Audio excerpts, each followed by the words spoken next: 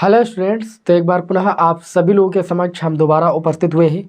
और जो ये क्लास है आप सभी लोगों की क्लास 12 की मैथमेटिक्स विषय के पेपर में चार चांद लगाने वाली है। अब चार चांद क्यों लगाने वाली है? देखिए, आप सभी लोगों ने लघु उत्तरी, दीर्घ उत्तरी सभी चैप्टर के महत्वपूर्ण प्रश्न तो तैयार कर लिए। अभी आप सभी लोग के बहुविकल्पी प्रश्न रह गए जो कि 6 नंबर के पूछे जाते हैं। तो मैंने बहुत ही चुने हुए महत्वपूर्ण बहुविकल्पी प्रश्नों को लिया है। तो सभी महत्वपूर्ण बहुविकल्पी प्रश्नों को खलास करेंगे बहुत ही कम समय में। ज़्यादा समय लॉस नहीं करेंगे आपका, परेशान मत होइए, क्योंकि मुझे पता है कि आपका पेपर बहुत ज़्यादा नज़दीक है। तो सभी विद्यार्थी भाई वीडियो को लाइक कर दे, चैनल पर सब्सक्राइब कर ले। शुरू करते हैं आज की क्लास को। भाई आज की क्लास का पहला प्रश्न देखते हैं। ठीक है, सबसे पहला चैप्टर संबंध एवं फलन से पूछा जाने वाला सबसे महत्वपूर्ण बहुविकल्पी प्रश्न आप देख सकते हो। एक समुच्चय दिया गया है आपको 1, 2, 3, 4। समुच्चय के अंतर्गत जो एलिमेंट उपस्थित है वो आपके 1, 2, 3, 4 मतलब 4 संख्याएं उपस्थित है। और इन चारों संख्याओं पर आपको एक रिलेशन दिया गया है 1, 2 से संबंधित, 2, 2 से संबंधित, 1, 1 से संबंधित, 4, 4 से संबंधित, 1, 3 से संबंधित, 3, 3 से संबंधित, 3, 2 से संबंधित। अब ऑप्शन में आपसे ये पूछा जा रहा है कि यार सतुल्य तथा सममित है किंतु संक्रामक नहीं है। जो भी है फिलहाल वो सब अभी ऑप्शन बाद में पढ़ेंगे, पहले देखेंगे सतुल्य है, सममित है, संक्रामक है क्या नहीं है। ठीक है, इसको हम अभी बाद में देखेंगे। यहाँ पर देखिए, तो यहाँ पर देखें तो 4 अवयव है। सतुल्य की अगर बात करें तो 4 अवयव है। ऐसे ही देख के आप कर सकते हो। देखिए 4 अवयव है। अगर समुच्चय में उपस्थित सभी अवयव स्वयं से संबंधित होते हैं और दिए गए रिलेशन में बिलोंग करते हैं तो वह संबंध आपका सतुल्य संबंध कहलाता है। तो भैया 4 अवयव है इसमें और चारों अवयव देखिए रिलेशन में 1, 1 है कि नहीं है, 2, 2 है कि नहीं, 2, 2 से संबंधित है, 3, 3 है कि नहीं, 3, 3 से संबंधित है, 4, 4 है कि नहीं, 4, 4 है। समुच्चय में उपस्थित चारों अवयव स्वयं से संबंधित है, अतः यह संबंध जो होगा एक सतुल्य संबंध होगा। बात करें यहाँ पर सममित संबंध की, तो सममित संबंध की परिभाषा होती है कि अगर रिलेशन में A, B है तो B, A भी होना चाहिए, उसका उल्टा होना चाहिए, प्रतिबिंब अवयव भी होना चाहिए। तो यहाँ पर देखिए तो 1, 2 है तो क्या 2, 1 हमको इस रिलेशन में कहीं पर दिखाई पड़ रहा है? तो कहोगे नहीं, कहोगे 1, 2 तो दिए गए रिलेशन में बिलोंग कर रहा है, परंतु जो 2, 1 है वो दिए गए रिलेशन में नहीं बिलोंग करता है, इसलिए ये सममित तो नहीं होगा। बात करें यहाँ पर संक्रामक यानी ट्रांजिटिव रिलेशन की, अगला संबंध आएगा संक्रामक संबंध, ट्रांजिटिव रिलेशन। तो संक्रामक संबंध में होता है कि अगर A, B दिए गए रिलेशन में बिलोंग करता है और B, C दिए गए रिलेशन में बिलोंग करता है तो A, C दिए गए रिलेशन में बिलोंग करना चाहिए। मैं देख रहा हूँ कि 1, 2 दिए गए रिलेशन में बिलोंग कर रहा है, ठीक है, और 2 से फिर दोबारा स्टार्ट है 2, 2 तो 2, 2 दिए गए रिलेशन में बिलोंग कर रहा है तो हमारा संबंध होना चाहिए 1, 2 से। तो 1, 2 तो आपका उपस्थित पहले से ही है। समुच्चय में कोई भी क्रमित युग्म 2 बार नहीं रिपीट होता है, एक ही बार रिपीट होता है। तो 1, 2 इसमें तो है, तो इसका मतलब ये संक्रामक होगा। या आप आगे भी दे सकते हो, जैसे 1, 3 है, ठीक, 1, 3, 3, 3 है तो 1, 3 होना चाहिए, तो 1, 3 तो इसमें पहले से उपस्थित है। इसका मतलब ये संक्रामक है, सतुल्य है, लेकिन ये सममित नहीं है। तो ऑप्शन देखेंगे, ऑप्शन नंबर जो सेकंड है वो है आपका सही आंसर। आर सतुल्य है, संक्रामक है, किंतु सममित नहीं है। Very very most important question था। उम्मीद है कि सभी को क्लास पसंद आ रही होगी। सभी विद्यार्थी भाई वीडियो को शेयर कर दे, ज़्यादा से ज़्यादा विद्यार्थी जुड़ने चाहिए क्लास से। आप सभी लोग के लिए आज सुबह से लगातार हम इसीलिए आपको लाइव क्लास प्रोवाइड कर रहे हैं कि आपका जो पेपर है कल होने वाला बहुत ही बेस्ट जाए। ठीक, तो आप सभी लोग लाइक कर दीजिए, शेयर कर दीजिए। आज की क्लास का अगला क्वेश्चन देखते हैं, महत्वपूर्ण बहुविकल्पी प्रश्न। इसमें बोला जा रहा है कि मान लीजिए कि f एक फलन है, मान लीजिए कि f such that real to real, मैंने इसका मतलब बताया था कि अगर रियल टू रियल कोई फलन परिभाषित, इसका मतलब कि उस फलन का जो प्रांत आएगा वो एक वास्तविक संख्या से आएगा और जो सह प्रांत आएगा वो भी आपके एक वास्तविक संख्या से आएगा। तो इसमें आपको देखिए क्या दिया गया है, आपको जो fx का मान दिया गया वो आपको दिया गया है x⁴। अब पूछा जा रहा है कि द्वारा परिभाषित फलन है, इस उत्तर का सही उत्तर का चयन कीजिए। फलन एकाकी आच्छादक है, फलन बहु एकाकी आच्छादक है, फलन एकाकी किंतु आच्छादक नहीं है, ना तो एकाकी है ना ही आच्छादक। मैं आपको एक बात बताऊं, आपके सिलेबस में केवल एकाकी आच्छादक बचा है, तो क्वेश्चन कोई भी आएगा तो एकाकी आच्छादक के लिए आएगा। तो केवल आप कुछ ना कीजिए, इसको एकाकी आच्छादक चेक कर लीजिए बस। तो ये आप कहोगे एकाकी तो कोनो कीमत पे नहीं है, क्यों नहीं है? देखिए यहाँ पर x⁴ है, ठीक है, और फलन वास्तविक टू वास्तविक संख्या है। वास्तविक संख्या में धनात्मक ऋणात्मक सारी संख्या आती है। तो जब भी देखिए, अभी हम यहाँ पर देखिए ग्राफ में आपको बता दें, अगर -1 यहाँ पर रखे तो इसका प्रतिबिंब हमारा 1 बनेगा, 1 रखेंगे तब भी इसका प्रतिबिंब 1 ही बनेगा। देखिए -1 की घात 4 करोगे, -1 की घात 4, हमेशा ऋणात्मक संख्या की पावर अगर सम होती है तो उसका मान एक धनात्मक संख्या होती है, 1 ही तो आएगा। और 1 की पावर 4 करोगे तब भी 1 ही आएगा। मतलब आप देख पा रहे हो कि प्रांत में ऐसे 2 अवयव हैं जिनका सह प्रांत में एक प्रतिबिंब बन रहा है। बताइए 2 अवयव का एक प्रतिबिंब बनेगा तो कभी एक ही होगा, किसी कीमत पर ही होगा। जब तक एक अवयव का एक प्रतिबिंब नहीं बनेगा तब तक कहाँ से एक ही हो जाएगा, ठीक है ना। तो ये आपका क्या है, एक तो किसी कंडीशन पर नहीं है, एक किसी कंडीशन पर नहीं है। आ जाती है बात आच्छादक पर, ऑन टू पर। तो आच्छादक की परिभाषा मैंने आपको बताई थी कि अगर सह प्रांत परिसर के बराबर होता है तब तो वो आच्छादक होगा। आप ऐसे देख लो, ऐसे दिखाई पड़ रहा है, जब -1 का प्रतिबिंब 1 बन रहा है, 1 का प्रतिबिंब 1 बन रहा है, इसी तरीके से -2 का प्रतिबिंब बनाएंगे, एक धनात्मक संख्या बनेगी, और +2 का प्रतिबिंब बनाएंगे तब भी एक धनात्मक संख्या, जो भी संख्या बनेगी वो धनात्मक संख्या बनेगी। अब इसके बीच में बताओ ऋणात्मक संख्या रह जाएंगी कि नहीं रह जाएंगी। एक से सब धनात्मक संख्या है, अगर प्रतिबिंब बनेगी तो ऋणात्मक संख्या रह जाएंगी कि नहीं रह जाएगी। और वास्तविक संख्या में तो ऋणात्मक धनात्मक दोनों आती है, ठीक है। तो इसका मतलब आपका यहाँ पर जो सह प्रांत होगा वो क्या परिसर के बराबर होगा, जो प्रतिबिंब अवयव होंगे वो क्या सह प्रांत के अवयव के बराबर होंगे, कभी नहीं होंगे। सह प्रांत कभी भी उसके बराबर होगा ही नहीं। क्यों? क्योंकि देखिए प्रतिबिंब अवयव केवल धनात्मक संख्या होंगी और सह प्रांत में धनात्मक ऋणात्मक सभी होंगी। तो कभी भी सह प्रांत जो होगा वो परिसर के बराबर नहीं होगा, और जब सह प्रांत परिसर के बराबर नहीं होगा तो फलन आच्छादक भी नहीं होगा, ठीक है। इस तरीके से आपको सोचना है, बहुत ज़्यादा दिमाग नहीं लगाना है। तो इस क्वेश्चन का जो राइट आंसर हो जाएगा वो आपका ऑप्शन नंबर कौन सा हो जाएगा, ऑप्शन नंबर आपका यहाँ पर कौन सा हो जाएगा भाई, इसमें लिखा है कि फलन एकाकी आच्छादक है, फलन बहुएकाकी आच्छादक है, फलन एकाकी परंतु आच्छादक नहीं है, ये भी नहीं से होगा। डी ऑप्शन, फलन ना तो एकाकी और ना ही आच्छादक है। आपके इस क्वेश्चन का राइट आंसर हो जाएगा ऑप्शन नंबर डी। बताइए कोई दिक्कत।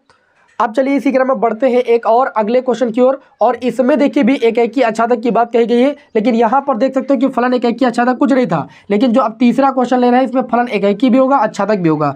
देखिए अब जो फलन है वो परिभाषित वास्तविक संख्या से वास्तविक संख्या में ही है, लेकिन फलन का मान आप देख सकते हो यहाँ पर 3x है, ठीक है। फलन का मान क्या है, 3x है। तो एकाकी के लिए क्या करेंगे हम, fx1 बराबर fx2 यहाँ पर दिखा देंगे। अगर हम तो देखें तो 3x1 बराबर कितना हो जाएगा, 3x2 हो जाएगा, 3 कैंसिल हो जाएगा, x1 बराबर x2। जब fx1 बराबर fx2 दिखाते हैं और x1 बराबर x2 यानी उनके अवयव बराबर आ जाते हैं तो हम कहते हैं कि फलन क्या है, एकाकी है। ऐसा फलन क्या होगा, एकाकी होगा। अच्छा आच्छादक की बात करें तो आच्छादक के लिए मैंने कहा कि सह प्रांत परिसर के बराबर होना चाहिए। अब आप बताइए यहाँ पर जो fx है वो क्या है, परिसर है, और जो सहप्रांत है वो आपका y है। तो मैं मान लेता हूँ कि fx y के बराबर है, ठीक है ना। fx क्या होता है, fx आपका होता है प्रतिबिंब अवयव जिसको हम परिसर बोलते हैं, और y क्या होता है, सहप्रांत, ठीक है। तो सहप्रांत परिसर के बराबर दिखा रहे हैं। देखिए यहाँ पर अब fx का मान कितना करेंगे, 3x रखेंगे, 3x बराबर y, x का मान निकालेंगे y/3। अब यहाँ पर जो फलन परिभाषित है वो रियल टू रियल परिभाषित है, मतलब जो सहप्रांत आएगा, सह प्रांत का मान आप देख सकते हो y है, वो वास्तविक संख्या से आएगा, और जो x आएगा वो भी, यानी जो x अवयव आएगा प्रांत का वो भी वास्तविक संख्या से आएगा। तो जब हम y का मान यहाँ पर एक वास्तविक संख्या रखेंगे और x का मान अगर हमें वास्तविक संख्या मिल गई तो इसका मतलब सह प्रांत परिसर के बराबर है। तो आप लिखोगे, क्या लिखोगे, यदि यहाँ पर लिखोगे क्योंकि जो y है वो वास्तविक संख्या में बिलोंग करता है, फलन वास्तविक से वास्तविक संख्या में बिलोंग करता है। तो y का मान कोई भी वास्तविक संख्या रखेंगे, -1 रखेंगे, -2 रखेंगे, 1 2 3 कुछ भी रखेंगे, हमें जो x का मान मिलेगा वो एक वास्तविक संख्या ही मिलेगी। जब कोई संख्या अंडर रूट के अंदर मिलती है तब वो वास्तविक नहीं होती, वो अपरिमेय मानी जाती है, और अपरिमेय संख्या कभी भी वास्तविक नहीं होती है। तो जब y का मान वास्तविक संख्या है तो x का मान क्या है, एक वास्तविक संख्या है। इसका मतलब ये फलन क्या होगा, आच्छादक होगा, सहप्रांत क्या होगा, परिसर के बराबर होगा। तो यहाँ पर इस क्वेश्चन का जो राइट आंसर हो जाएगा वो ऑप्शन नंबर फर्स्ट हो जाएगा, फलन एकाकी आच्छादक दोनों है। ये तीनों प्रश्न आपके संबंध एवं फलन के बहुत ही इंपॉर्टेंट है। एक प्रश्न आपके बोर्ड एग्जाम में कल देखने को मिलेगा, आप चेक कर लीजिएगा पेपर, ठीक है। चलिए बढ़ते हैं आज की क्लास के अगले क्वेश्चन नंबर 4 की ओर। बिना समय को लॉस किए हुए आते हैं प्रतिलोम त्रिकोणमितीय फलन पर। यहां से भी एक क्वेश्चन आपके एग्जाम में देखने को मिलेगा। पहला प्रश्न देखिए, लिखा है कि यदि साइन इनवर्स x बराबर y, क्या लिखा है, यदि साइन इनवर्स x बराबर y, तो आप ये बताइए। तब अब देखिए इसमें जो विकल्प लिखे इसमें आप कंफ्यूज मत होइए। मैंने कहा था कि जो प्रतिलोम त्रिकोणमितीय फलन 6 होते हैं इनकी आप रेंज याद कर लीजिए। परिसर इसका क्या होता है, बंद अंतराल के अंतर्गत -π/2 से π/2 होता है साइन इनवर्स x का, ठीक है। ये इसका क्या होता है, परिसर होता है, रेंज होती है इसकी। तो इसमें देखिए आपको इसका मतलब पहले क्या होता है, बंद अंतराल के मतलब क्या होता है, इसका मतलब ये होता है कि π/2 वैल्यू जो आएगी वो -π/2 से +π/2 के बीच में आएगी, जिसमें -π/2 और π/2 दोनों शामिल होता होता है। मतलब जो वैल्यू आएगी साइन इनवर्स एक्स के मुख्य मान की वो -90 डिग्री से 90 डिग्री तक आएगी और इसमें -90 डिग्री और 90 डिग्री दोनों शामिल है। ये होता है बंद अंतराल का मतलब। खुले अंतराल में ये दोनों चीज़ें शामिल नहीं होती हैं। तो बंद अंतराल होता है तो हम कह सकते हैं कि -π/2 से बड़ी होगी, बराबर होगी, और π/2 से क्या होगी। ऑप्शन देखिए, इसमें ऑप्शन नंबर आपको मिल जाएगा अभी देखने से, ऑप्शन इसमें मिल जाएगा। ये बड़ी होगी किसकी वैल्यू, y की वैल्यू, क्योंकि y किसके बराबर, साइन इनवर्स एक्स की। और जो है यहाँ पर ऑप्शन नंबर आपको सेकंड में आपको देखने को मिल रहा है π/2 से क्या होगी, छोटी होगी, बराबर होगी। ये जो y का मान आएगा वो इस रेंज के अकॉर्डिंग हम करेंगे तो -π/2 से बड़ा होगा, बराबर होगा, π/2 से छोटा होगा, बराबर होगा। मतलब π/2 से उस पार नहीं जाएगा। मैंने बता दिया ना, इसकी रेंज होती है -90 डिग्री से +90 डिग्री के बीच। तो -90 डिग्री से बड़ा जाएगा और 90 डिग्री से छोटा जाएगा, बराबर जाएगा। ठीक है, -90 डिग्री के भी बराबर जाएगा। अब चलिए इस क्वेश्चन का जो राइट आंसर हो जाएगा वो ऑप्शन नंबर सेकंड हो जाएगा। ये रेंज याद होगी जिसको वही टिक कर पाएगा, जिसको रेंज नहीं आती होगी फिर नहीं टिक कर पाएगा, जिसको रेंज नहीं आएगी वो मुख्य मान भी नहीं निकाल पाएगा। आज की क्लास का अगला क्वेश्चन देखते हैं। अगला क्वेश्चन भैया बहुत इंपॉर्टेंट क्वेश्चन, क्वेश्चन नंबर 5 होगा। ये दिया है आपको tan inverse √3 minus sec inverse -2 का मान होगा। देखिए यहाँ पर दो आपको प्रतिलोम त्रिकोणमितीय फलन दिए गए, दोनों का मुख्य मान अलग अलग निकालना होगा, उसके बाद रखकर यहाँ पर घटाना होगा इस समीकरण में, तब जाके आपको इसका मान पता चलेगा। तो जिसको देखिए रेंज पता है, प्रत्येक प्रतिलोम त्रिकोणमितीय फलन की रेंज पता है, उसके लिए एकदम ये हल हुआ है। 6 प्रतिलोम त्रिकोणमितीय फलन है, उनकी रेंज आप जरूर तैयार करके जाइएगा, एक क्वेश्चन जरूर आएगा। देखिए ये आपका हो जाएगा, इसको हम पहले मान लेंगे tan इनवर्स √3 को, माना x बराबर tan इनवर्स √3, इसको लिख सकते हैं x बराबर tan इनवर्स, tan कितने का मान √3 होता है, tan π/3 के मान, tan 60 डिग्री का मान जो होता है वो आपका √3 होता है, √3 होता है। तो tan इनवर्स tan थीटा किसके बराबर हो जाएगा, थीटा के बराबर। देखिए π/3 आया है वो tan की रेंज में बिलोंग कर रहा है, -π/2 से π/2 होता है खुले अंतराल के अंतर्गत। ठीक है, और ये इसके बीच की वैल्यू, यानी ये वैल्यू आपकी 100% सही है। लिख सकते हो खुले अंतराल में -π/2 से π/2 होता है किसमें, tan इनवर्स एक्स वाले त्रिकोणमितीय फलन में। आगे यहाँ पर बात करें जो दूसरा प्रतिलोम त्रिकोणमितीय फलन दिया गया उसको y के बराबर मान लेंगे, y बराबर सेक इनवर्स -2, y बराबर आपका हो जाएगा सेक इनवर्स, ये सेक कितने का मान है, ये आपका सेक 2 कितने का मान होता है, सेक π/3 का मान होता है। अच्छा यहाँ पर हो गया sec inverse minus sec π/3, minus sec theta किसके बराबर होता है, सेक पाई माइनस थीटा के बराबर, यानी सेक 180 माइनस थीटा। इसको लिख सकते हैं y = सेक इनवर्स, इसको लिख सकते हैं सेक 180 माइनस थीटा। ठीक है, क्योंकि सेक 180 माइनस थीटा बराबर होता है माइनस सेक थीटा होता है, तो इसको मैंने सेक पाई माइनस π/3 कर दिया। अब sec inverse sec theta theta के बराबर हो जाएगा, इसको हल करेंगे तो ये आ जाएगा 2π/3। अब जो 2π/3 वैल्यू आई है वो क्या सेक इनवर्स एक्स की रेंज में बिलोंग करती है, जी हाँ बिलोंग करती है। ठीक, 100% बिलोंग कर रही है। ठीक, 0 से पाई होती है, उसके बाद उसमें π/2 शायद नहीं होता है। ठीक है, तो ये उसके अंतर्गत की वैल्यू है, 3 6 18 6 2 12 120 आएगा, उसी की रेंज में आ रहा है। अब ये दोनों वैल्यू क्या करेंगे, यहाँ पर इस समीकरण में रखेंगे और हल करेंगे। तो चलिए दोनों वैल्यू रख देते हैं। यहाँ पर देखिए पहली वैल्यू आ चुकी है tan इनवर्स √3 की, कितनी आ चुकी है, π/3। फिर माइनस लगाएंगे, सेक इनवर्स -2 की वैल्यू कितनी आ चुकी है, -2 π/3।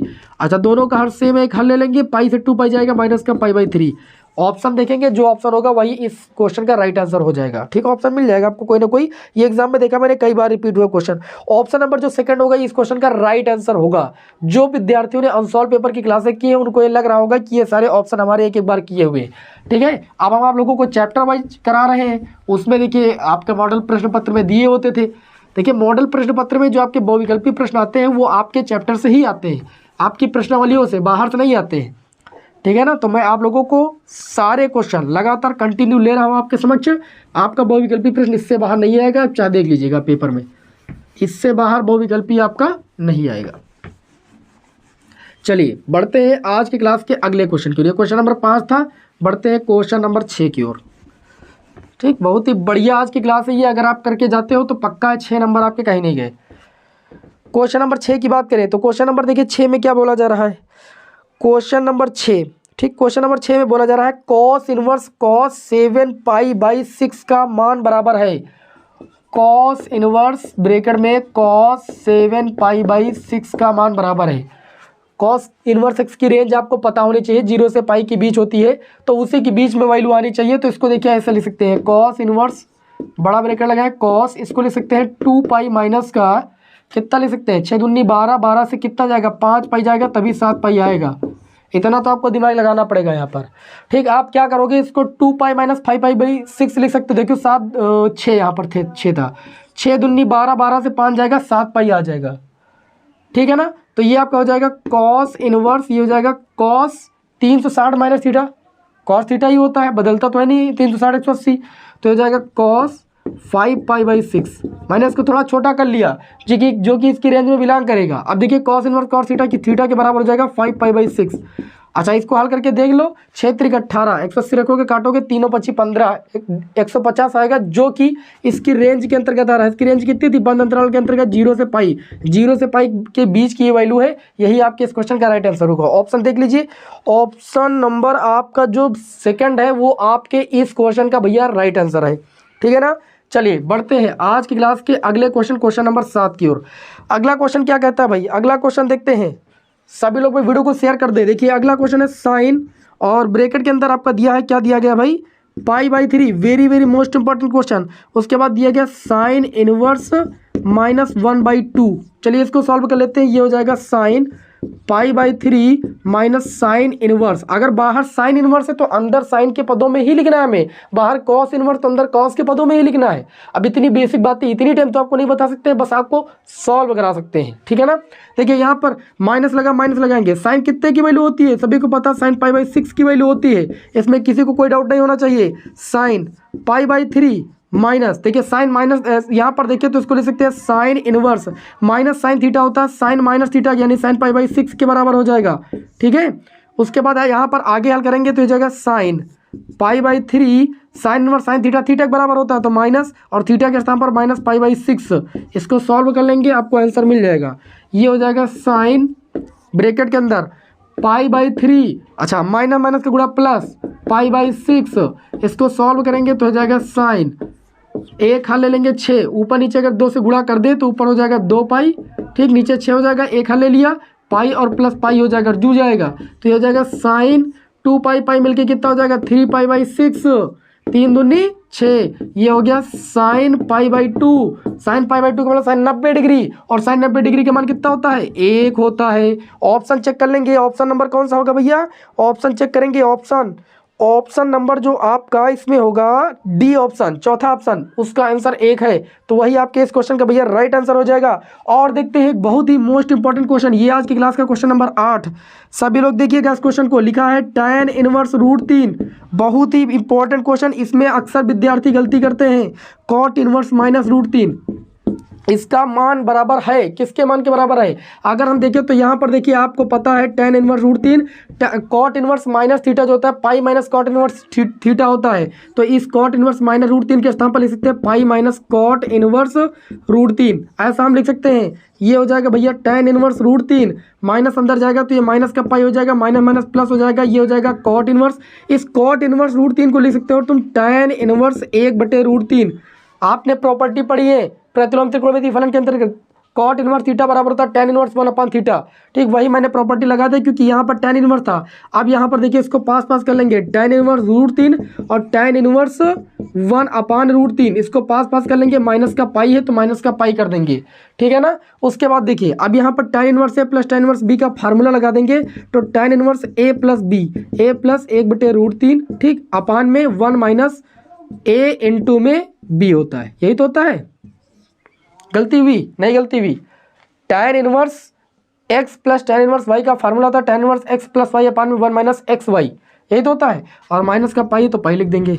चलिए इसको सॉल्व कर लेते हैं, थोड़ा सा उधर रफ कर दे भाई, समझ में तो आ रहा होगा, उम्मीद तो है। देखिए थोड़ा तेज तो चलना पड़ेगा, समय ज़्यादा है नहीं, बहुत ज़्यादा धीरे धीरे पढ़ाएंगे तो अभी सभी आप लोग बोर होने लगोगे, कल आपका पेपर है, ठीक है, तो आप सभी लोगों को समय नहीं लॉस करना है, एक बार इसका अच्छे तरीके से रिवीजन कर लेना है, और क्वेश्चनों को सभी देख कर ही जाना जो आज मैं बता रहा हूँ। बहुविकल्पी प्रश्न पूरे यहीं से देखने को आपको मिलेंगे, आप देख लेना बोर्ड एग्जाम में। चलिए भाई देखते हैं अगला क्वेश्चन, तो अगला क्वेश्चन है, इसी को आगे सॉल्व करेंगे, है ना। ये हो जाएगा tan इनवर्स √3, रूट देखते हम √3 का गुणा 3 एक कितना हो जाएगा 4 बटे में √3 अपान में आ जाएंगे, √3 से √3 कैंसिल, 1 से 1 जाएगा, कितना हो जाएगा 0 और माइनस का पाई, और किसी भी संख्या के बटे में 0 का मतलब क्या होता है इन्फिनेटिव, तो ये हो जाएगा tan inverse infinitive minus pi, और tan इनवर्स इन्फिनिटी कितने tan का मान होता है, tan पाई/2 का मान होता है minus pi. tan inverse tan theta किसके बराबर होता है, थीटा के बराबर। तो थीटा के स्थान पर पाई/2 माइनस पाई हो जाएगा। इसको सॉल्व करेंगे 2 पाई, पाई से 2 पाई जाएगा तो माइनस का ये पाई/2 बच जाएगा। आंसर देखते हैं भाई, आंसर इस क्वेश्चन का राइट आंसर क्या हो जाएगा, माइनस का पाई/2। ऑप्शन नंबर बी इस क्वेश्चन का राइट आंसर हो जाएगा। बहुत ही बढ़िया जबरदस्त क्वेश्चन था, उम्मीद है कि आप सभी को समझ में आया होगा। ये क्वेश्चन जरूर आप जो है अपने दिमाग में बैठा लीजिए, ये क्वेश्चन आएगा तो आप कंफ्यूजन क्रिएट करोगे 100%। चलिए आज की क्लास के अगले क्वेश्चन की ओर बढ़ते हैं। अगला क्वेश्चन है आपका, ये होगा आज की क्लास का क्वेश्चन नंबर 9। इसमें बोला जा रहा है कि साइन ब्रैकेट में लिखा है tan इनवर्स एक्स, ठीक है, का मान किसके बराबर है। साइन tan इनवर्स एक्स का जो मान है वो आप बताइए किसके बराबर है, ठीक है। तो मैं आपको बताना चाहूँगा, ये देखिए साइन लिखा है और इस tan इनवर्स एक्स का सूत्र होता है sine inverse x upon under root 1 plus x square, ठीक है। क्या होता है, एक्स अपान अंडर रूट में 1 प्लस एक्स स्क्वायर। फार्मूला याद होगा, tan इनवर्स एक्स को साइन इनवर्स एक्स के रूप में बदलने वाला। ना याद हो कोई दिक्कत नहीं, tan इनवर्स एक्स बराबर थीटा मान लो, उसके बाद वो क्या कहते हैं पाइथागोरस प्रमेय लगा करके, लाल बट्टे कक्का लगा करके आप साइन इनवर्स के पदों में बदल सकते हो। अब इतना समय नहीं तो मैं आपको बता देता, ठीक है। tan इनवर्स एक्स बराबर, चलो देख ही लो, tan इनवर्स एक्स बराबर आप थीटा मान लो, एक्स बराबर आ जाएगा कितना, tan थीटा। फिर आप बना लो एक समकोण त्रिभुज, ये थीटा है तो इसके देखिए तो tan थीटा बराबर लंब बटे आधार, लंब एक्स हो गया, आधार ये हो गया। तो कर्ण का मान निकालोगे तो under root 1 plus x square आएगा। अब साइन थीटा बराबर क्या होता है, लंब बटे कर्ण, लंब एक्स हो गया, कर्ण हो गया under root 1 plus x square. तो लंब बटे कर्ण मैंने लिख दिया sine inverse x upon under root 1 plus x square. अच्छा साइन इनवर्स थीटा के बराबर होता है, तो थीटा के स्थान पर कितना है, थीटा के स्थान पर एक्स अपान में under root 1 plus x square. यही आपके इस क्वेश्चन का भैया राइट आंसर हो जाएगा। ऑप्शन नंबर इसमें देख लेंगे, ऑप्शन नंबर जो फर्स्ट है वो आप, ऑप्शन नंबर जो डी है वो आपके इस क्वेश्चन का राइट आंसर होगा। फर्स्ट नहीं होगा, डी होगा, ठीक है, क्योंकि x upon under root 1 plus x square होता है। चलिए आज की क्लास के अगले क्वेश्चन की ओर बढ़ते हैं। बहुत ही महत्वपूर्ण प्रश्न, प्रतिलोम त्रिकोणमितीय फलन का। इधर थोड़ा रफ कर दे, ठीक, ओके। अगला जो प्रश्न होगा वो देखिए बहुत ही बढ़िया क्वेश्चन है, देखने में अच्छा लगेगा आप सभी को। तो चलिए भाई आज की क्लास का अगला क्वेश्चन देखते हैं ना, बिना समय को लॉस किए हुए। आप भी थोड़ा अपनी स्पीड को मेंटेन रखिएगा। कुछ विद्यार्थी तो सोच रहे होंगे कि सर जी बड़ी तेज़ पढ़ा रहे हैं। भैया पूरे साल अगर आपने कुछ नहीं किया है तो आपको लगेगा कि हम तेज़ पढ़ा रहे हैं, और पूरे साल अगर आपने कुछ भी स्टडी किया, थोड़ी बहुत भी स्टडी की है, तो आपको लग रहा होगा, मज़ा आ रहा होगा क्लास देखने में, ठीक है ना। चलिए देखते हैं आज की क्लास का अगला क्वेश्चन। अगला क्वेश्चन जो लिया है थोड़ा सा आपके दिमाग पर प्रभाव डालेगा। tan inverse x upon y minus tan inverse x minus y upon में एक्स प्लस वाई अपान में कितना है, एक्स प्लस वाई। पूछ रहे हैं कि इसका मान किसके बराबर होगा। अब थोड़ा आप लोगों को दिमाग पर जोर डालना होगा, और देखिए इसे कैसे हल करना है। इसको हल कर सकते हो tan inverse x upon y minus tan inverse, देखिए ऊपर से अगर आप y कॉमन ले लो तो ये x अपान वाई माइनस 1 बचेगा, नीचे से भी आप y कॉमन ले लो तो x अपान वाई प्लस 1 बचेगा। ओके, y से y कैंसिल हो जाएगा, tan इनवर्स x अपान वाई माइनस, ये देखिए तो ये फार्मूला बन जाएगा tan inverse x upon y, बड़ा ब्रेकेट लगा दीजिए, minus tan inverse 1। tan inverse x minus tan inverse y का फार्मूला बनेगा, y के स्थान पर 1 है और x के स्थान पर x अपान वाई। ये हो जाएगा tan इनवर्स x अपान वाई माइनस, माइनस अंदर जाएगा, चिन्ह बदल जाएंगे, tan inverse x upon y plus tan inverse, इस 1 के स्थान पर लिख सकते हो tan पाई/4। कितना लिख सकते हो, tan पाई/4। अच्छा ये माइनस क्या प्लस क्या, जीरो हो जाएगा। tan इनवर्स tan थीटा किसके बराबर होता है, थीटा के बराबर होता है, तो पाई/4 आ जाएगा। इसमें इन्होंने पूछा था कि इसका मान किसके बराबर है, तो ऑप्शन नंबर जो थर्ड होगा वो आपके इस क्वेश्चन का राइट आंसर होगा, पाई/4। ओके, चलिए बढ़ते हैं आज की क्लास के अगले महत्वपूर्ण प्रश्न की ओर। ये बोर्ड एग्जाम में कई बार आ चुका, रटा होना चाहिए। इसमें बोला 3 × 3 कोट के ऐसे आव्यूह की कुल कितनी संख्या होगी जिनकी प्रत्येक प्रविष्टि 0 या 2 है, ठीक है। तो आपको पता 3 × 3 कोट के आव्यूह में टोटल 9 अवयव हैं, और इन 9 अवयवों को 2 प्रकार से रखना है, या तो 0, 0 और 1, यानी 2 अवयव तो 2 प्रकार से रखा जा सकता है। तो आपको कुछ नहीं करना है, केवल 2 की पावर जितने अवयव हैं बस आपको इसका मान निकाल लेना। 2 की पावर 9, 2 अवयव थे, और देखिए 3 × 3 कोट के आव्यूह का निर्माण करना था, ठीक है। तो 2 की पावर 9 सूत्र लगा देते हैं, ये कितना आ जाएगा 512, ठीक। ये क्वेश्चन भैया याद रखिएगा, ये डायरेक्ट आएगा, आपको टिक करना है 512। ओके, जब भी ये बोला जाए कि क्या बोला जाए कि जब किसी कोट के आव्यूह की वजह से यहाँ पर एक वर्ग आव्यूह की बात कही जाएगी। अगर कह दी जाए 2 क्रॉस 2 कोट की तो आपको 2 की पावर 4 का मान निकाल लेना। 3 क्रॉस 3 कोट के तो इसमें 9 अवयव होते तो 2 की पावर 9 का मान निकाल लेना, क्योंकि अवयव आपके 2 ही हैं, 0 या 1। ठीक है ना।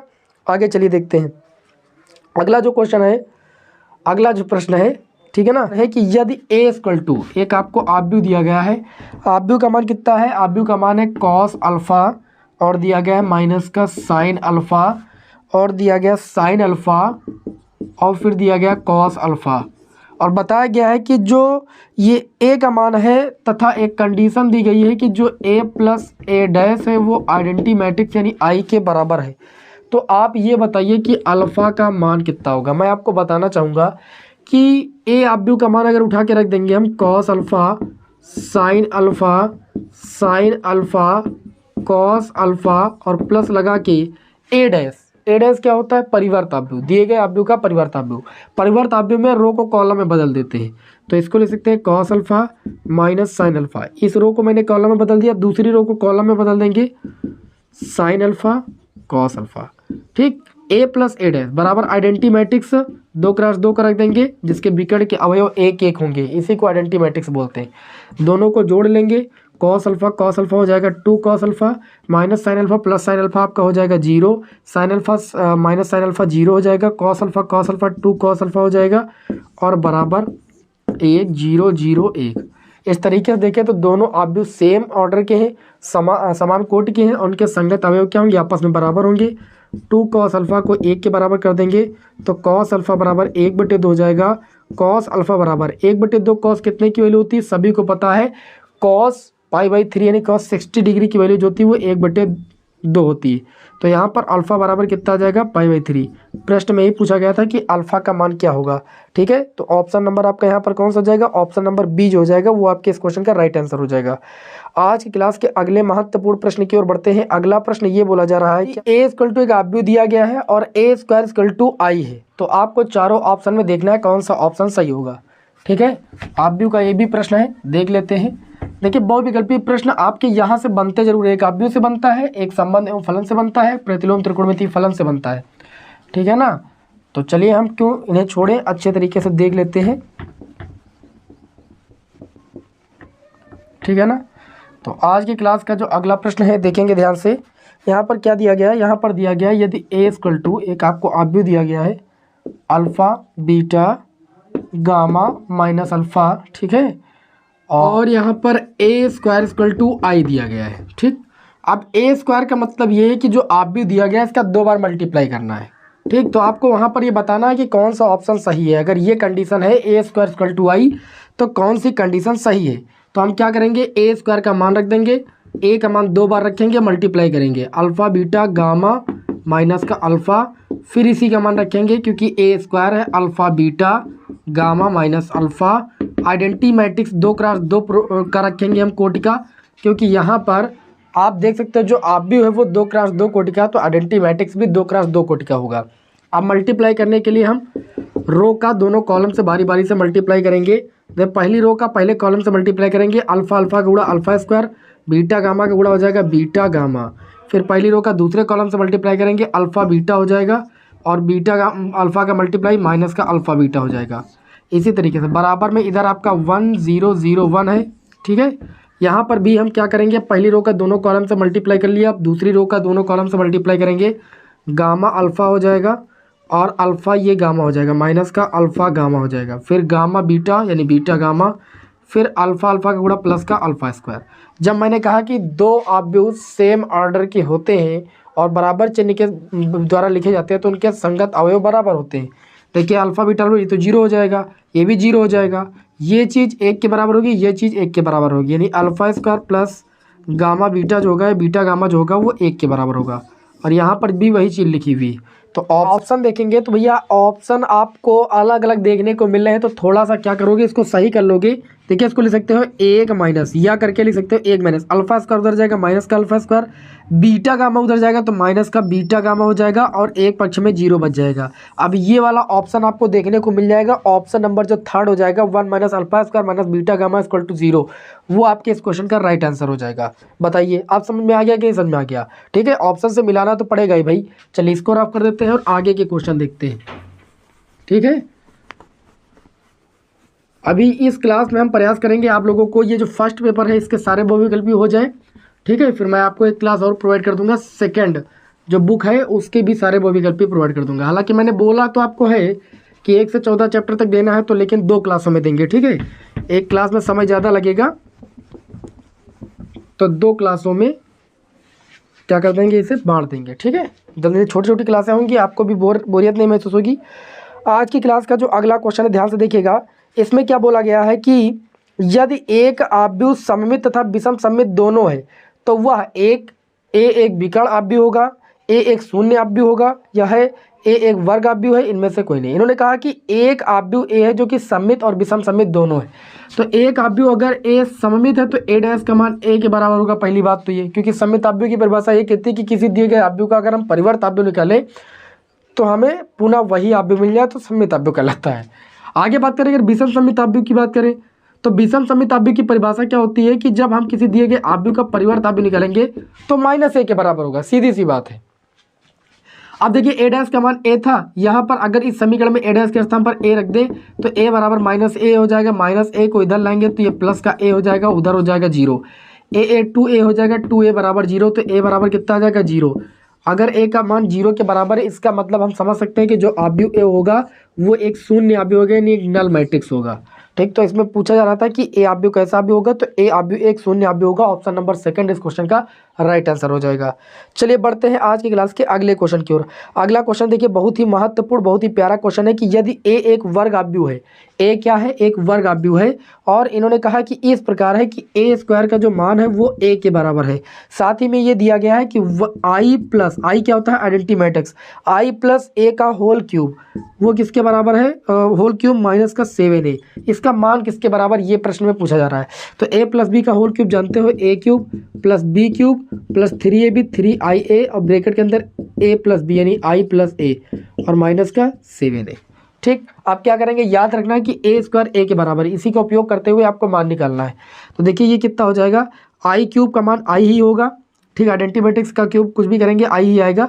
a क्यूब को लिख सकते हैं a स्क्वायर इंटू में a और ये हो जाएगा 3। ठीक, आई का गुणा आई स्क्वायर हो जाएगा, इंटू में a हो जाएगा, फिर गुणा करेंगे 3i और a स्क्वायर हो जाएगा और माइनस का 7a हो जाएगा। आगे इसको हल करेंगे हम, तो ध्यान से देखिएगा ये कितना हो जाएगा, आई a स्क्वायर का मान a के बराबर है तो a रख देंगे, a into a plus I square का मान i होता है या 1 लिख सकते हो आइडेंटिटी मैट्रिक्स का मान, ये 3a हो जाएगा। यहाँ पर अगर देखें तो 3i इंटू a स्क्वायर किसके बराबर, a के बराबर है, तो ये आपका हो जाएगा a। ठीक है ना। अब यहाँ पर देखिए माइनस का ये 7a हो जाएगा। उसके बाद देखेंगे तो यहाँ पर a स्क्वायर का गुणा a का गुणा a स्क्वायर हो जाएगा और a स्क्वायर a के बराबर है, तो ये हो जाएगा i प्लस का किसके बराबर हो जाएगा, a स्क्वायर हो जाएगा और a स्क्वायर का मान a के बराबर है, प्लस का 3a हो जाएगा, प्लस का 3a हो जाएगा और माइनस का 7a हो जाएगा। आई देखिए a स्क्वायर का मान किसके, a के बराबर है, तो a रख देंगे, 3a 6a हो जाएगा, माइनस का 7a है तो माइनस का 7a कर देंगे। अब देखिए a और 6a मिलके 7a और माइनस का 7a, ये 0 हो जाएगा। हल करने पर केवल इसका मान i के बराबर मिलेगा बस। ठीक है ना। चलिए इस क्वेश्चन का जो राइट आंसर हो जाएगा वो ऑप्शन नंबर सी हो जाएगा। बताइए कोई समस्या, कोई समस्या नहीं। आगे चलिए बढ़ते हैं। अब हम यहाँ पर एक सारणिक चैप्टर आता है आपका, सारणिक चैप्टर के कुछ महत्वपूर्ण बहुविकल्पी प्रश्नों को डिस्कस कर देंगे। तो सारणिक चैप्टर का देखिए पहला प्रश्न दिया गया है, क्या दिया गया है कि यदि सारणिक के अंतर्गत दिया गया है आपको x 2 दिया गया है और आपको 18 और x दिया गया है, ये किसके बराबर है, ये आपका बराबर है 6 2 और 18 6, इसके बराबर है 6 2 18 6 के बराबर है।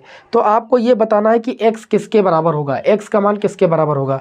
सिंपल सी बात, इधर इधर हल कर लेंगे, सारणिक का मान निकालेंगे, x स्क्वायर माइनस 18 दूना 36, इधर हल करेंगे 6 4 36 माइनस 18 दूना 36, एक्स स्क्वायर बराबर 36 आ जाएगा, क्योंकि 36 और -36 जीरो हो जाएगा, और -36 उधर जाएगा तो हो जाएगा प्लस का 36, यानी x बराबर हो जाएगा √36, जिसका मान आ जाएगा +-6।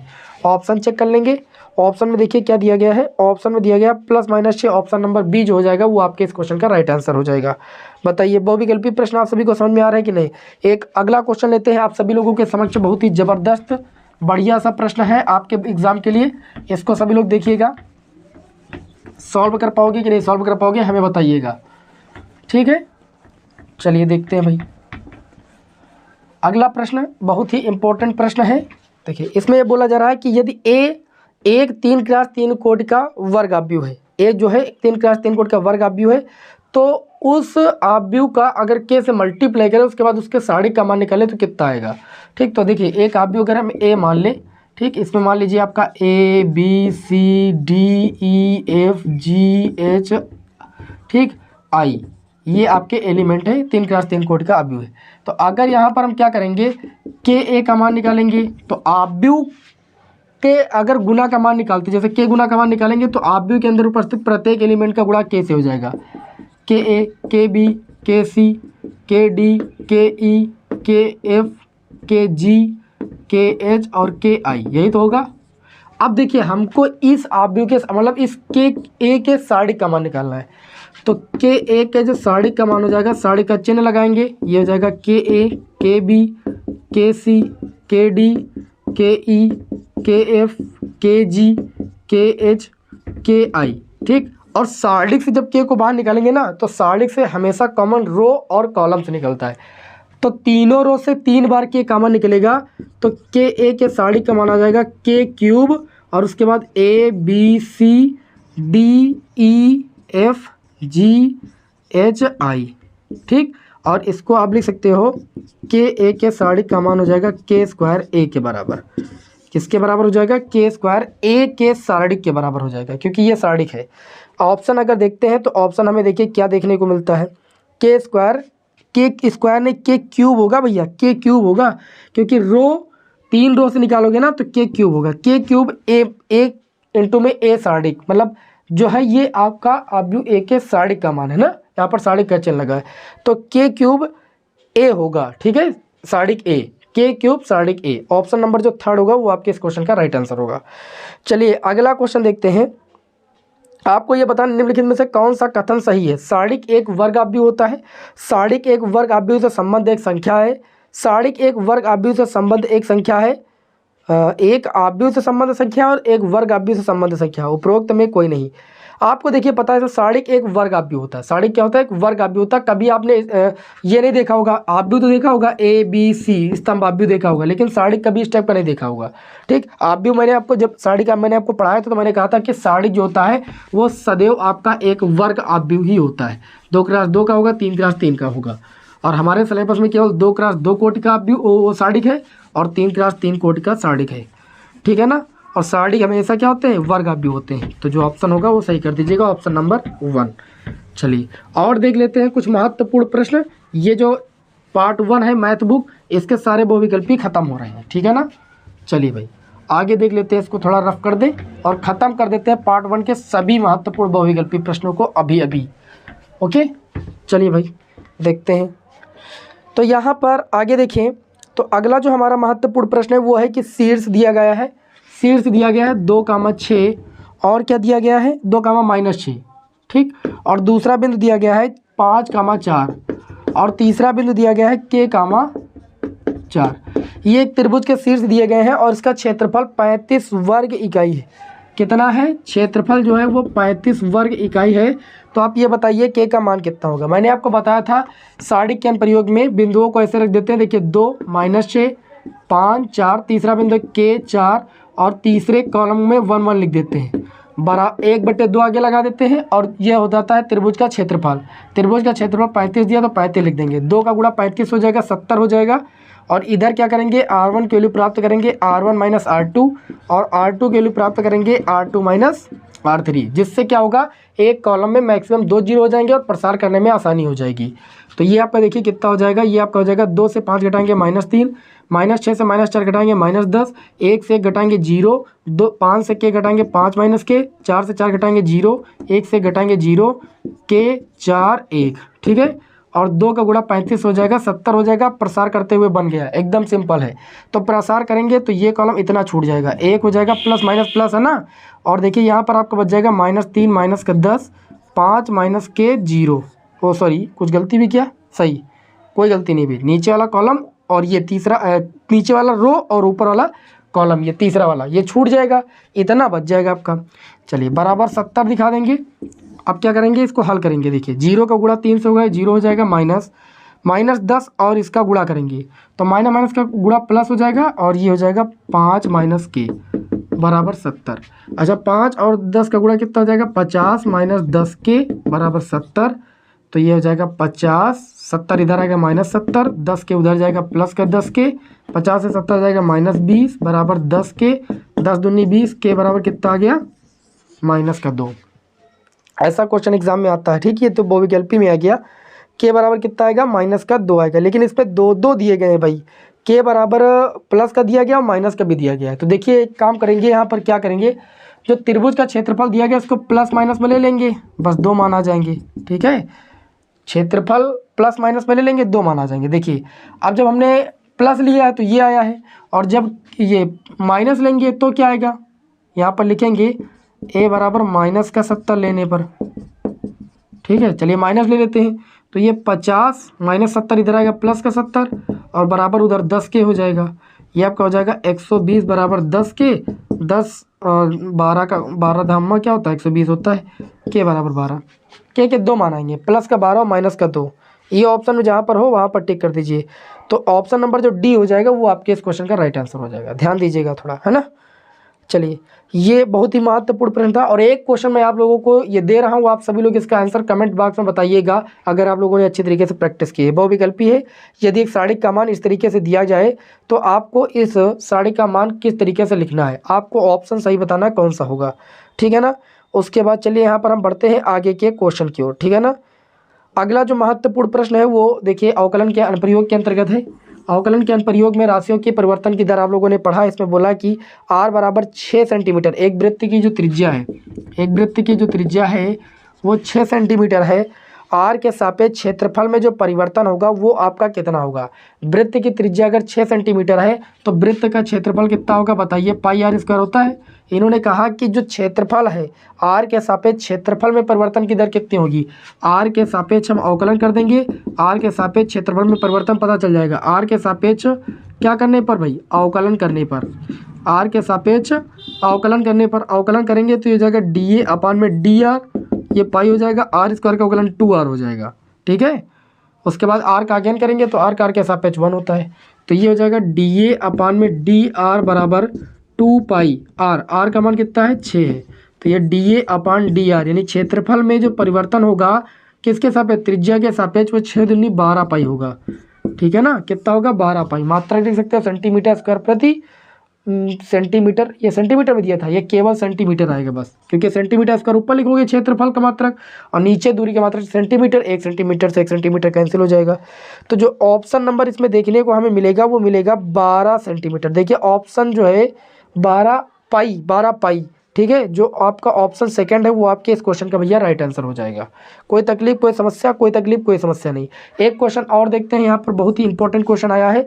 एक उत्पाद की x इकाइयों के विक्रय से प्राप्त कुल आयों में Rx बराबर आपको एक समीकरण दी गई, ध्यान दीजिएगा। दिया गया है 3x² प्लस का कितना दिया गया है, 3x² प्लस का 36x प्लस का 5 द्वारा प्रदत्त है। पूछा जा रहा है x बराबर 15 है तो सीमांत आय, x बराबर 15 पर अगर सीमांत आय निकालना हो, जब भी सीमांत की बात की जाती है तो आपको कुछ नहीं करना, दी गई समीकरण का एक बार अवकलन करेंगे, r' निकालेंगे तो यह आ जाएगा 6x प्लस का 36, x का x के सापेक्ष अवकलन भैया 1 होता है, 5 अचर पद है, अचर पद का अवकलन 0 होता है, छोड़ देंगे, x बराबर इसमें 15 पुट करेंगे, ठीक है। ये कितना आ जाएगा 6 गुणे 15 प्लस का 36, 15 चक्का 90, 90 36 कितना आ जाएगा 126 आ जाएगा आपका इस क्वेश्चन का राइट आंसर। तो हम टिक कर लेंगे, ऑप्शन नंबर कौन सा हो जाएगा, ऑप्शन नंबर डी आपके इस क्वेश्चन का भैया राइट आंसर हो जाएगा। बताइए मजा आ रहा है कि नहीं आ रहा है। अगला क्वेश्चन देखते हैं। इसमें बोला गया y = 2x² + 3 sin x के x बराबर 0 पर अभिलंब की प्रवणता ठीक है, बहुत ही इंपॉर्टेंट क्वेश्चन है। स्पर्शरेखा अभिलंब से भी आपके एग्जाम में क्वेश्चन आता है। ठीक है, देखिए बहुविकल्पी प्रश्न लगाने से आपका थोड़ा रिवीजन भी हो रहा होगा। चलिए भाई देखते हैं, यहाँ पर क्या करेंगे, आपको समीकरण दिया गया है, जो समीकरण दिया गया उसका एक बार अवकलन करेंगे क्योंकि ये अवकलन के अनुप्रयोग चैप्टर से रिलेटेड है। यहाँ पर क्या दिया गया है, वक्र y इक्वल टू कितना दिया गया है, 2x² प्लस का 3 sin x दिया गया है कि x बराबर 0 पर आपको क्या निकालना है, अभिलंब की प्रवणता निकालना है। अभिलंब की प्रवणता बराबर होता है माइनस का 1/d/dx। एक बार पहले इसका अवकलन करेंगे तो देखिए d/dx बराबर कितना आ जाएगा, d/dx बराबर आ जाएगा 4x प्लस का 3 sin x का अवकलन कितना हो जाएगा, cos x हो जाएगा। ठीक, x बराबर 0 पर निकालेंगे किसका मान, d/dx का मान। पहले d/dx यानी स्पर्श रेखा की प्रवणता तो निकालें, तो ये हो जाएगा 4 गुणे x के स्थान पर 0 प्लस 3 cos x के स्थान पर 0। cos 0 का मान 1 होता है, 1 गुणे 3 करेंगे 3 आ जाएगा, ये तो 0 आ जाएगा। ठीक है, तो अभिलंब रेखा की प्रवणता निकालना है। क्या निकालना है, अभिलंब रेखा की प्रवणता। भैया जो अभिलंब रेखा की प्रवणता होती है वो होती है -1 बटे स्पर्श रेखा की प्रवणता। -1 बटे स्पर्श रेखा की प्रवणता 3 है, तो ये अभिलंब रेखा की प्रवणता आ जाएगी -1/3। ठीक है, ये सब एकदम चुटकियों में आपको लगा के रख देना है। इसमें ये भी बोला गया है, क्या बोला गया है, अगला क्वेश्चन देख लेते हैं। अगला क्वेश्चन बहुत ही इंपॉर्टेंट है। इसमें दिया गया है कि वक्र 2y plus x² equal to 3 के बिंदु 1,1 पर अभिलंब का समीकरण क्या होगा। देखिए भाई यहाँ पर आपको वक्र का समीकरण दिया गया है, देख लेते हैं। लास्ट क्वेश्चन है आपका, दिया गया है 2y प्लस का x², क्या दिया गया, 2y प्लस का x² इक्वल टू 3। ये आपको वक्र का समीकरण दिया गया है और बिंदु दिया गया है 1,1 पर। अभिलंब रेखा का समीकरण पूछ रहा है कि अभिलंब का समीकरण क्या होगा। तो सबसे पहले x के सापेक्ष अवकलन करेंगे, तो 2y का x के सापेक्ष अवकलन dy/dx, x² का अवकलन 2x और इधर 3 का अवकलन कितना हो जाएगा, शून्य, क्योंकि अचर पद है।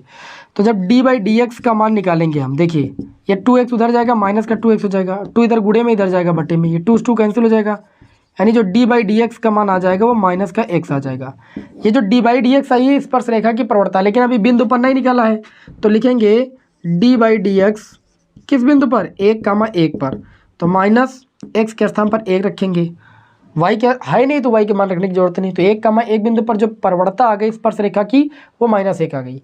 अब अभिलंब रेखा की, तो अभिलंब रेखा की प्रवणता निकालेंगे, तो अभिलंब रेखा की जो प्रवणता हो जाएगी भैया वो -1 बटे स्पर्श रेखा की प्रवणता। स्पर्श रेखा की प्रवणता -1 माइनस कैंसिल, 1 आ जाएगा। अब हमको चाहिए अभिलंब रेखा का समीकरण, तो अभिलंब रेखा का समीकरण जो होता है वो y माइनस y1 बराबर क्या होता है, अभिलंब रेखा की प्रवणता -1 बटे dy/dx और x माइनस क्या होता है, x1। बिंदु आपका 1,1 है, ठीक है, x1 का मान भी 1 और y1 का मान भी 1, तो हो जाएगा y माइनस y1। y1 का मान कितना है, y1 का मान x1 है, मतलब 1 है, और -1 बटे dy/dx का मान कितना आया है, 1 आया है, x माइनस x1 का मान भी कितना है, 1 है। आप देख लीजिए अभिलंब रेखा की प्रवणता आपकी 1 है, ठीक है ना, इसलिए 1 मैंने रख दिया। y माइनस 1 बराबर x माइनस 1, x को इधर ले आएंगे या y को उधर लेकर चले जाएंगे, x माइनस वाई माइनस 1, 1 को उधर ले जाएंगे, +1 बराबर 0, x माइनस वाई बराबर भैया 0 आएगा। ऑप्शन चेक कर लेंगे, जो ऑप्शन होगा वही आपके इस क्वेश्चन का आंसर हो जाएगा। तो यहाँ पर देखिए तो ऑप्शन में मिला है x plus x minus Y equal to 0, option number B आपके इस क्वेश्चन का भैया राइट आंसर हो जाएगा, ठीक है ना। तो हमने क्या किया है, लगभग जितने भी महत्वपूर्ण इंपॉर्टेंट बहुविकल्पी प्रश्न थे उनको मैंने यहाँ पर डिस्कस कर दिया है, और उम्मीद है कि आप सभी लोग बोर्ड एग्जाम में बहुविकल्पी प्रश्नों को भी कर लोगे। नेक्स्ट क्लास में समय मिला तो आपको मैथ सेकंड पेपर की भी बहुविकल्पी महत्वपूर्ण बता देंगे हम।